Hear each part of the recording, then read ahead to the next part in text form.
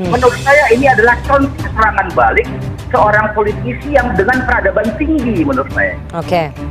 Jadi saya menganggap bahwa budak itu bicara tidak beradab. Orang merdeka itu bicaranya beradab. Cukup dengan simbol dan tanda-tanda.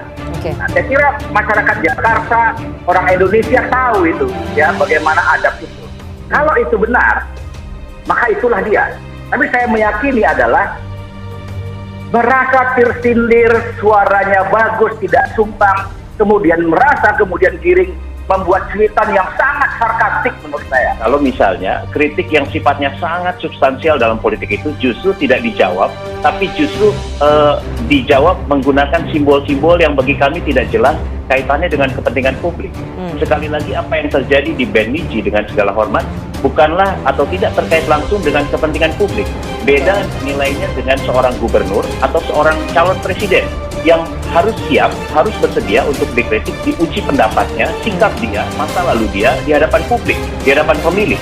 Jadi bagi saya, bagi kami di PSI, apa yang dilakukan oleh PSI adalah politik yang substansial. Nah pertanyaannya Rifana kemudian, kita lebih suka yang mana? Lebih penting mana bagi kita? Politik yang sifatnya substantif, yang isi, atau yang bungkus?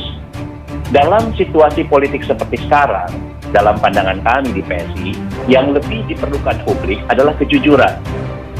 Bukan basa-basi sopan santun yang sebetulnya menyembunyikan masalah yang sangat serius. Sopan di luar, tapi di belakang main politisasi agama. Nah, ini yang kita tidak ingin terjadi. Baik. Jangan sampai publik tertipu oleh bungkus yang santun. PSI ingin mengingatkan hal-hal yang substansial tadi dalam politik. Mohon maaf kalau sikap jujur ini membuat beberapa orang tidak nyaman. Tapi sekali lagi, jangan sampai masyarakat terlena oleh bungkus yang santun. Oleh politik eufemisme yang mengatur-ngaburkan persoalan. Seolah-olah tidak ada persoalan, tidak ada problem masa lalu, tidak ada masalah dengan cara-cara untuk meraih kekuasaan, tidak ada problem di dalam penyelenggaraan atau polisi dia atau kebijakan seorang gubernur ketika mengelola sebuah kota. Justru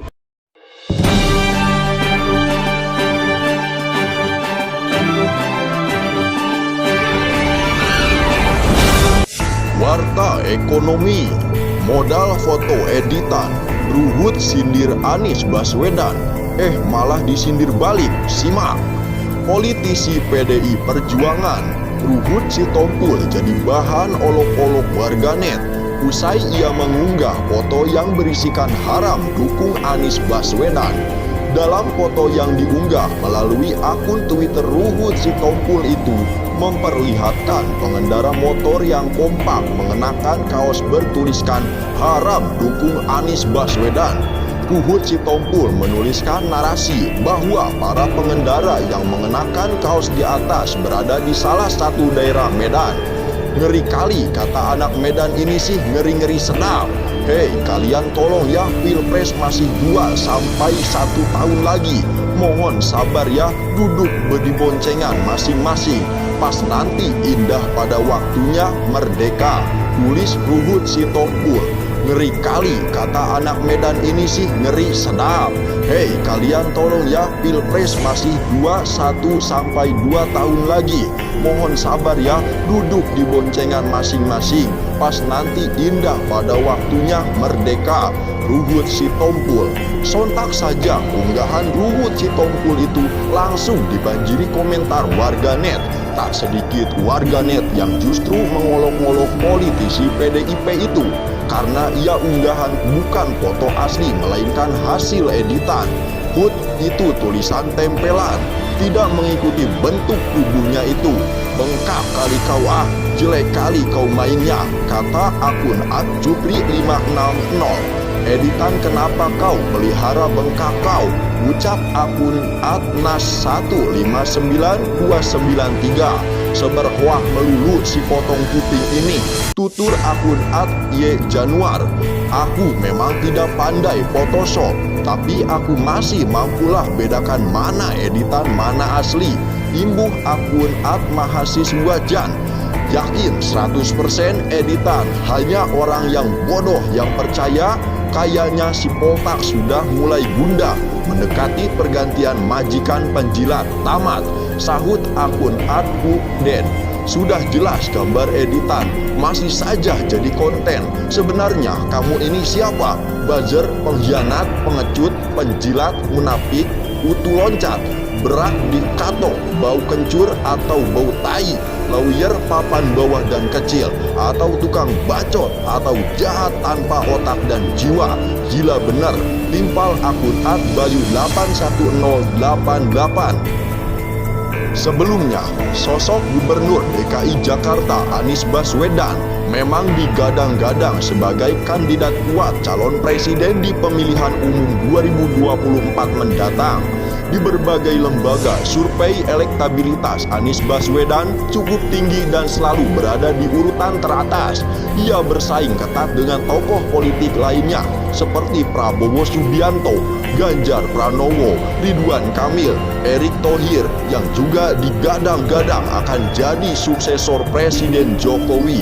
Kini masa jabatan Anies Baswedan sebagai Gubernur DKI Jakarta tinggal menghitung waktu saja. Pasalnya, di bulan Oktober 2022 nanti, jabatannya sebagai orang nomor 1 di DKI Jakarta berakhir. Direktur Eksekutif Indonesia Political Opinion, Deddy Kurniasah mengatakan Gubernur DKI Jakarta Anies Baswedan jadi figur paling potensial yang akan dicalonkan sebagai presiden dari Partai Nasdem di Pilpres 2024. Menurutnya, Nasdem menjadi satu-satunya parpol yang mampu mengkomandoi koalisi apabila mencalonkan Anies. Sebab dari sederet partai yang berpotensi mengusung Anies, Nasdem menjadi partai yang memiliki perolehan suara terbesar, yakni 9,05% suara di DPR RI. Tentu Nasdem paling berpeluang sebagai leading koalisi yang membawa Anies. Ini dilihat dari porsi suara Nasdem, sekaligus karena Nasdem belum memiliki tokoh menonjol, kata Deddy saat dikonfirmasi populis.id Rabu tanggal 11 bulan 5 2022. Deddy menambahkan, parpol lain yang juga berpotensi mengusung Anies diantaranya adalah partai-partai yang berada di kelas menengah seperti Partai Agus Harimurti Yudhoyono ataupun Zulkifli Hasan.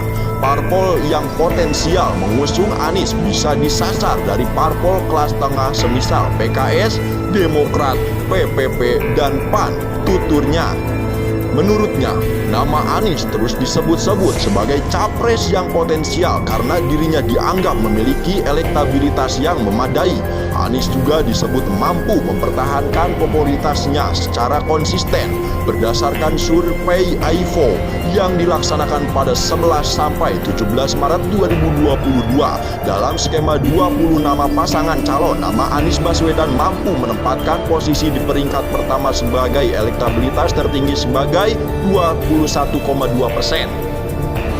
Dengan perolehan tersebut, Anies berhasil mengungguli elektabilitas dari Ganjar Pranowo sebesar 18,6% dan Prabowo Subianto sebesar 16,4%.